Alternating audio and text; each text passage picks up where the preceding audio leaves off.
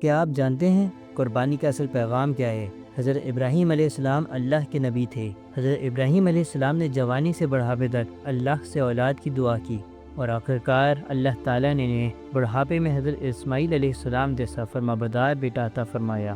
برسوں کی اس دعا کے بعد ملنے والا بیٹا ان کے دل کا ٹکڑا تھا۔ حضرت ابراہیم علیہ السلام کو ایک رات خواب میں اللہ کا حکم ملا کہ وہ اپنے بیٹے حضرت اسماعیل علیہ السلام کو قربان کر دیں۔ یہ کوئی معمولی آزمائش نہ تھی۔ باپ جس بیٹے کے لیے برسوں سے دعائیں کرتا رہا ہو، اسے اپنے ہاتھوں سے اللہ کی راہ میں پیش کرنا بہت بڑی آزمائش تھی۔ جب انہوں نے حضرت اسماعیل علیہ السلام کو یہ بات بتائی تو بیٹے نے بغیر ہچکچاہٹ کے کہا، ابا جان، جو حکم ملا ہے وہ کریں، انشاءاللہ آپ مجھے صبر کرنے والوں میں پائیں گے۔ اور جب حضرت ابراہیم علیہ السلام نے آنکھوں پر پٹی باندھ کر چھری چلائی تو اللہ تعالیٰ نے حضرت اسماعیل علیہ السلام کو بچا لیا اور ان کی جگہ ایک مینڈا بھیج دیا۔ یہ واقعہ ہمیں سکھاتا ہے کہ اصل قربانی جانور کی نہیں بلکہ اپنی خواہشات، محبتوں اور انا کو اللہ کی رضا کے لیے قربان کرنا ہے۔